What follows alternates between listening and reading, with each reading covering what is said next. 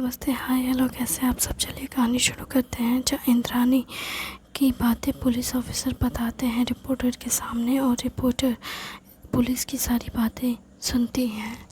जहाँ female police officer और mail दोनों ही एक साथ इंद्राणी की तारीफ़ करते हैं और कहते हैं कि यह आपके ऊपर है कि आप न्यूज़ में उन्हें क्या बनाती हैं, क्या दिखाती हैं दुनिया को, उनके बारे में क्या कहती हैं, क्योंकि आप ही तो हैं जो पूरी दुनिया से उन्हें जोड़ेगी और उन्हें क्या बताएंगी, ये आप ही के ऊपर है। हमें जो कहना था हमने कह दिया। जिस पर एक रिपोर्टर कहती है, आपके हिसाब से वो कैसी इंसान है। जिसके ऊपर एक लेडी ऑफिसर कहती है, मेरे हिसाब से वो एक बेहतरीन इंसान है। हाँ, मेरे हिसाब से भी वो एक बेहतरीन इंसान है। वो एक अमेजिंग इंसान है जो लोगों की मदद के लिए ये तक नहीं सोची कि कल को हो सकता है कि कुछ लोग उसे आएँ और उस पर एक्सपेरिमेंट करें, या हो सकता है कि कल को आप ही की तरह कुछ लोग आएँ, उसे पत्थर फेंके, उसे मारें। हमने ऐसा कुछ नहीं किया, आपने नहीं किया, लेकिन आप कुछ ऐसा कह देंगी जिससे दूसरे लोग गुस्सा हो जाएं। और हो सकता है कि आप तो अभी धड़पन्ना दे रही हैं उनके बाहर आने की, उनकी बातें सुनने के लिए, लेकिन कल को कुछ लोग आएँ जो उन्हें मारने के लिए आए, क्योंकि उनके हिसाब से वो समाज के लायक नहीं है। हो सकता है ये सब, और इसलिए हो सकता है कि लोग उन्हें बुरा भला कहें, और ये एक नॉर्मल सी बात है। और वो ये सब जानती थी, उसके बावजूद भी उन्होंने लोगों की मदद करनी चाहिए, ये जानते हुए भी कि इससे उनकी जान को खतरा है। जिस पर वो कहती हैं, ये उन्होंने कहा है। जिस पर वो कहती है कि हाँ, कहा जाए तो उन्होंने कहा है, और हमें भी ऐसा लगता है कि वो गलत नहीं है। दुनिया ऐसी ही है। दुनिया अपने से ज़्यादा ताकतवर को बर्दाश्त नहीं कर सकती अपने सामने। दुनिया भर के लोग एक दूसरे से लड़ने में व्यस्त रहते हैं, उन्हें एक दूसरे से झगड़ने से फुर्सत नहीं। वो दूसरों को नीचा दिखाने में और दूसरों को क्रिटिसाइज़ करने में व्यस्त रहते हैं, और उनसे ज़्यादा अगर कोई ताकतवर आ जाए तो शायद वो उसे बर्दाश्त ना हो। रिपोर्टर ऑफिसर की बात बड़े ध्यान से सुनते हैं और इस बार वो कहते हैं, ठीक है सर, आपकी बातें हमने सुन ली है। जिस पर ऑफिसर भी कहते हैं, ठीक है, अब हम चलते हैं, आपको और कोई सवाल तो नहीं पूछना। जिस पर वो कहते हैं, नहीं, आप जा सकते हैं। फिर वो ऑफिसर्स को रास्ता देते हैं और वो चले जाते हैं। उसके बाद फिर रिपोर्टर भी उनके घर के सामने से एक धीरे धीरे चले जाते हैं। उनके जाते ही सभी लोग जैसे राहत की सांस लेते हैं और कहते हैं, कमाल हो गया, ऐसा भी वो क्या बोल दिए जो रिपोर्टर चले गए। खैर, जो भी हो, अच्छा लगा। जिस पर इंद्राणी काफ़ी खामोश थी, तो उनके माता पिता और सभी उससे पूछते हैं, क्या बात है बेटी। जिस पर इंद्राणी कहती है, पता नहीं क्यों मुझे कुछ सही नहीं लग रहा है, तुम्हें लगता है कि कुछ बुरा होने वाला है। जिस पर इंद्राणी कहती है, नहीं, लगता है कुछ बहुत बड़ा होने वाला है। जिस पर सभी लोग कहते हैं कि ऐसा मत कहो, हमें तो डर लग रहा है। जो दो लोग गांव से आए हैं वो लोग कहते हैं। जिस पर वो कहती है, नहीं नहीं, डरने की कोई बात नहीं है, इतना मत सोचिए, मैं चलती हूँ अब। कहाँ? बस ठीक से सोई नहीं हूँ, मुझे नींद आ रही है तो मैं सोने जा रही हूँ। फिर इंद्राणी चली जाती है सोने के लिए। सभी लोग कहते हैं, अब हम लोग भी चलते हैं। जो लोग गांव से आए हुए होते हैं वो जाने की बात करते हैं, तो वो लोग भी कहती हैं। फिर मीरा भी कहती है कि हम भी गांव चलते हैं साथ में। फिर सभी लोग गांव जाने की बात करने लगते हैं, तो सब लोगों को रोकते हुए ईशांत कहते हैं कि आप लोग इतनी दूर से आए हैं, कम से कम मुझे मेहमान नवाजी का तो मौका दीजिए। आप ऐसे कैसे चले जाएंगे? आप अतिथि हैं, और अतिथि तो भगवान समान होते हैं, भगवान की सेवा करने दीजिए। ईशांत के बहुत रिक्वेस्ट करने पे वो लोग सब रुक जाते हैं। फिर ईशांत, उसकी माँ, सभी खाना बनाने के लिए रसोई घर में जाते हैं। सभी मिलजुल कर खाना बना रहे होते हैं। हालांकि फिर मीरा भी आ जाती है और मुद्दू भी आते हैं, और कहते हैं हम भी आपकी मदद करते हैं। फिर सभी लोगों को वो रोकने लगते हैं, दोनों हस्बैंड वाइफ को वो लोग रोकते हैं ईशांत, और कहते हैं नहीं नहीं, आप हमारे घर आए हैं, थोड़ी तो मेहमान नवाज़ी करने दीजिए। और वैसे भी मेरी माँ ने कहा कि आपने उनकी बहुत मदद की है। जब हम इधर इंद्रानी और मैं जब जेल में था तो आपने मेरी माँ का ध्यान रखा। जिस पर वो कहती है वो भी तो मेरी माँ ही है, और अपनी माँ का ख्याल रखने में कौन सी शर्माने वाली बात है या शर्मिंदा होने की बात है। आपकी माँ मेरी माँ है। जिस पर वो कहती है अच्छी बात है, लेकिन फिर भी आप मेहमान हैं और आपने पहले ही बहुत कुछ किया है। जिस पर वो अपनी माँ को भी कहता है माँ आप जाइए ना, मैं कर लेता हूँ। जिस पर वो कहते हैं इतने वर्षों तक तो मैंने ही तुम्हें पाल पोस कर बड़ा किया और इतना खिलाया पिलाया, अब तुम मुझे कह रहे हो कि मैं जाऊँ। ईशांत की माँ ईशांत को डांटते हुए कहती है कि तुम्हें मदद करनी है तो करो, ये तुम्हारा लैब नहीं है। जिस पे वो कहता है कि क्या मतलब है माँ, मतलब ये है कि ये मेरा रसोई घर है, तुम्हारा लैब नहीं है जहाँ पे तुम अकेले काम करते हो और तुम किसी को इंटरफेयर करने नहीं देते हो। ये मेरा रसोई घर है और यहाँ पे मिलजुल कर काम होता है। तुम्हें मदद करनी है तो करो, नहीं करनी है तो चलते बनो। जिस पर मुथु आता है और कहता है माँ मैं हूँ ना मदद करने के लिए। जिस पर ईशांत उसे घूर कर देखता है। जिस पर मुथु कहता है आंटी मैं मदद कर देता हूँ। जिस पर दादी कहती है तुम उसकी बात का बुरा मत मानो, उसे घूरने दो, इसे तो हर किसी से जलन होती है, इसे इग्नोर करो, चलो मेरे साथ काम करो। जिस पर वो दोनों मिल कर के फिर काम करने लगते हैं। ईशांत कहता है माँ आप मेरी माँ हो ना। जिस पर ईशांत कहता है अपनी माँ को ऐसे बातें तो कहती है दादी इग्नोर कर देती है पहले तो, उसके बाद फिर ईशांत कहता है माँ। जिस पर दादी कहती है क्या है, क्या हुआ है, क्या माँ कर रहे हो, माँ के बिना नहीं चलता है तुम्हारा। जिस पर वो कहता है कि माँ मैं बस पूछ रहा था कि आप मुझे कोई काम दे दो, मैं कर देता हूँ। आप दोनों तो सब्ज़ी काट रहे हो और आप बना रहे हो, मैं क्या करूँ। जिस पर वो कहती है तो तुम सलाद काट लो, वैसे भी मीरा आटा सान रही है तो फिर तुम सलाद काट लो। जिस पर फिर मीरा और दादी मिलकर रोटी सेकती है। ईशांत सलाद काट रहा होता है तो सलाद काटने के लिए वो सामान लेकर के बाहर चला जाता है, और सामान लेकर जब वो बाहर जाता है तो सभी लोग कहते हैं क्या हुआ, दादी ने रूम किचन से बाहर निकाल दिया। जिस पर कहते हैं ज़्यादा मत बोलो, वो मेरा घर है, मेरी रसोई है, मेरी माँ काम कर रही है तो मैं उनकी मदद करने के लिए सलाद काट रहा हूँ। अच्छा सलाद काटना मदद कहाँ से हो गई, सलाद तो कोई भी काट देता है। हालांकि ईशान जब काटने जाता है तो उसे ठीक से कट नहीं रहा होता है, उसे पता ही नहीं है कि गाजर मूली कैसे काटना हो। हालांकि पहले तो वो खीरा जो होता है वो तो फिर भी वो छील करके काटने जा रहा होता है और बड़ा बड़ा पीस काट देता है। जिस पर एक आदमी कहता है जो गांव से आया हुआ था ईशांत, वो कहता है हाय मेरा नाम भी ईशांत है। जिस पर वो कहता है तुम्हें अंग्रेज़ी आती है क्या। जिस पर वो कहता है क्यों, गांव के लोग पढ़े लिखे नहीं होते हैं, और तुम्हारा नाम भी ईशांत है। हाँ मेरा नाम भी ईशांत है। अरे नहीं नहीं, इसका असली नाम कुछ और है, पर इसे ईशांत नाम पसंद है इसलिए अपना नाम ईशांत रखता है, हर कोई इसे ईशांत ही कहता है। अच्छा तो मेरा नाम भी ईशांत है। दोनों ईशांत एक दूसरे की आंखों में तीखी नज़रों से देखते हैं और कहते हैं देखो मेरे घर में आए हो, मेहमान बन के आए हो तो मेहमान बनो, आराम से बैठो और मज़े लो। जिस पर वो कहता है ठीक है लेकिन तुम्हें खीरा काटने नहीं आता, इसे थोड़ा पतले स्लाइसेस में काटो। जिस पर वो कहता है क्या स्लाइसेस में, और कितना पतला काटूं, ये तो मोटा ही है। जिस पर वो कहता है ये मोटा है तो पतला क्या होता है। जिस पर वो एक पतला सा खीरा का एक पपड़ी जैसा काट के दिखाता है और कहता है ये होता है पतला, लेकिन इतना पतला काटने की ज़रूरत नहीं है, थोड़ा मोटा काटते हैं, इतना मोटा साइज़ ठीक है सलाद के लिए। जिस पर वो कहता है अच्छा मेरे साइज़ में क्या बुराई थी। जिस पर वो कहता है इतनी बड़ी साइज़ की ज़रूरत नहीं थी।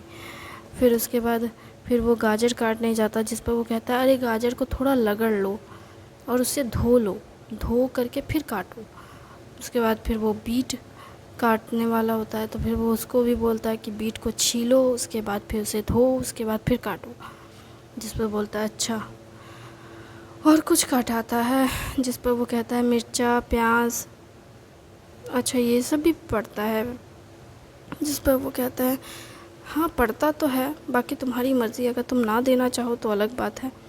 ठीक है मैं देखता हूँ। फिर वो रसोई में जाता है और अपनी माँ से कहता माँ प्याज कहाँ है। जिस पर दादी कहती है प्याज डालने की ज़रूरत नहीं है, जितनी चीज़ें डाली है उतनी काफ़ी है। माँ आपको कैसे पता मैंने कौन सी चीज़ डाली है? मुझे पता है कि तुमने कौन सी चीज़ डाली है और कौन सी चीज़ नहीं डाली है, ठीक है? जितना डाला है उतना काफ़ी है। अब लो खाना बन गया है, सब्ज़ी को बाहर करो, डाइनिंग टेबल पे लेके जाओ और सभी को खाने के लिए बुलाओ। जिस पर वो कहता है ठीक है माँ। फिर सभी लोगों को बुलाया जाता है, सभी लोग खाने के टेबल पे बैठते हैं। दोनों गांव के लोग, मुत्थू, मीरा, ईशांत, तीनों ईशांत जब एक लाइन में बैठते हैं, और ये बात उसकी दादी बोलती है तीनों ईशांत एक लाइन में बैठेंगे। जिस पर वो कहता है ठीक है। 3 ईशांत और फिर गांव का उसका दोस्त राघव, फिर इंद्राणी आती है नींद से जागते हुए। उसके पिता जब उसे उठाने जाते हैं तो इंद्राणी कहती है मुझे मत जगाओ। वो इतना ज़रा ज़ोर से साउट करती है कि उसके पिता थोड़ा डर जाते हैं ईशांत, और कहते हैं ये इतनी ज़ोर से क्यों चिल्ला रही है। जिस पर फिर मीरा आती है और कहती है उसे सोते वक्त डिस्टर्बेंस बिल्कुल नहीं पसंद। मैं उसे जगाती हूँ। बेटी इंद्राणी, माँ आई है, जाग जाओ, खाना खा लो बच्चा। जिस पर वो कहते हैं कि क्या वो इतने प्यार से जगाना पड़ता है इसे? हाँ, आप कभी बच्चों को प्यार से नहीं जगाए ना, इसलिए। फिर वो मीरा को देखते हैं कि वो कितने प्यार से अपनी बेटी को जगा रही है, यानी उसकी बेटी को जगा रही है। और वो सोचता है कि अगर मेरी पत्नी भी ज़िंदा होती तो हमारी कितनी प्यारा सा परिवार होता। वो भी ऐसे ही जगाती अपनी बेटी को। मैं बहुत बुरा इंसान हूँ, मन ही मन ये सोचकर पछता रहे होते हैं। और फिर वो चले जाते हैं। मीरा इंद्राणी को जगा कर आती है और सबको फिर खाना परोस कर देती है। खाना देने के बाद सभी को खाना खाने लगते हैं तो मीरा खड़ी रहती है। जिस पर दादी कहती है कि यहाँ पे जिसको जो खाना है खुद से लेकर खा सकता है, तुम बैठो। जिस पर दादी के ऐसी बात सुन मीरा कहती है कि सभी को कुछ ना कुछ चाहिए होगा, मैं पहले सबको खाना दे दूँ, खाना में अगर कुछ घटेगा बढ़ेगा। जिस पर दादी कहती है देखो घटेगा बढ़ेगा ये सब बात की बात है, जिसको जो चाहिए होगा वो खुद से ले सकता है। यहीं पे सारा खाना पड़ा हुआ है और बिना शर्माए सब खाना खाना, जिसको जो चाहिए वो ले लेना। जिस पर दादी की ऐसी बात सुन सभी लोग कहते हैं ठीक है दादी। फिर गांव के जो 2 लोग थे वो कहते हैं दादी मैं रोटी ले सकता हूँ। जिस पर वो कहते हैं हाँ ले सकते हो, क्यों नहीं ले सकते। जिस पर वो लोग सब रोटी लेते जाते हैं। मीरा सोच में पड़ जाती है कि रोटी कहीं घट ना जाए, तो मीरा 2 ही रोटी खाती है। जिस पर मुथु कहते हैं तुम बस 2 ही रोटी खा रही हो। जिस पर मीरा कहती है कि पहले सबको खाने तो दीजिए, आप भी खाइए। सभी लोग खा लेते हैं, तब रोटी एक और बचती है। जिस पर मीरा सोचती है कि मैं खा लूँ एक और रोटी लेकर, क्योंकि वो 2 रोटी जो लेती है वो बहुत धीरे धीरे खाती है, जबकि मीरा बहुत जल्दी खाना खा लेती है, लेकिन फिर भी वो धीरे धीरे खाती है, सबके खाने का इंतज़ार करती है। सबके खाना ख़त्म होने के बाद एक ही रोटी बचती है और थोड़ी सी सब्ज़ी। जिस पर दादी कहती है मीरा तुम ले लो। जिस पर दादी की बात सुन मीरा कहती है दादी आपने भी तो 2 ही रोटी लिए थे। जिस पर दादी कहती है मैं तो बूढ़ी हो गई हूँ, ज़्यादा खाना खाने की ज़रूरत मुझे नहीं है, इंडाइजेशन हो जाएगा और पेट फूलने की समस्या होगी, बुढ़ापा आ गया है, इतना खाना नहीं पचता अब। जिस पर वो कहती है ठीक है दादी। जिस पर फिर वो एक और रोटी लेती है और रोटी भी ख़त्म हो जाता है, सब्ज़ी भी ख़त्म हो जाता है। तो फिर मीरा सारा बर्तन खाने के बाद समेटने वाली होती है, जिस पर सभी लोग पहले तो एक एक करके उठने वाले होते हैं, जिस पर दादी कहती है चुपचाप सब बैठे रहो, जब तक मीरा का खाना नहीं होगा कोई नहीं जाएगा। जिस पर मुथु तो बैठ जाते हैं और जानता है कि उनकी पत्नी 1 मिनट में सारा खाना ख़त्म कर देगी।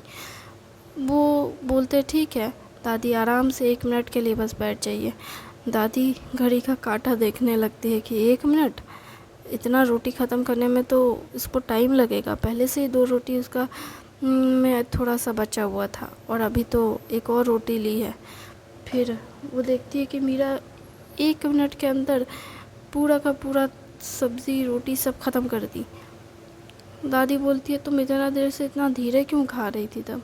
जिस पर मीरा कह रही है कि दादी अगर मैं जल्दी खा लेती तो मुझे पैसे पता चलता कि कौन कितना खाएगा। और तो और सबसे बड़ी बात, अब देखिए ना, ये लोग कुछ ना कुछ छोड़ देते हैं, आदमियों की आदत होती है छोड़ने की, ये तो छोड़ देते हैं। अब देखिए इन्हीं को मैंने सब्ज़ी दी थी, इन्होंने कितना खाया, खाया नहीं खाया थाली में छोड़ दिया, मैंने खाया ना। सभी लोगों की आदत होती है आदमियों की कि कुछ ना कुछ थाली में छोड़ना ही है, इनको तो छोड़े बिना जैसे नींद ही नहीं आती है खाना। और उसके बाद बोलते हैं कि कुत्तों को दे दो। कुत्ते और गाय बकरी ये सब क्या इनके जूठा खाने के लिए बने हैं? जिस पर वो कहती है बने तो हैं लेकिन देना नहीं चाहिए, वो अलग बात है।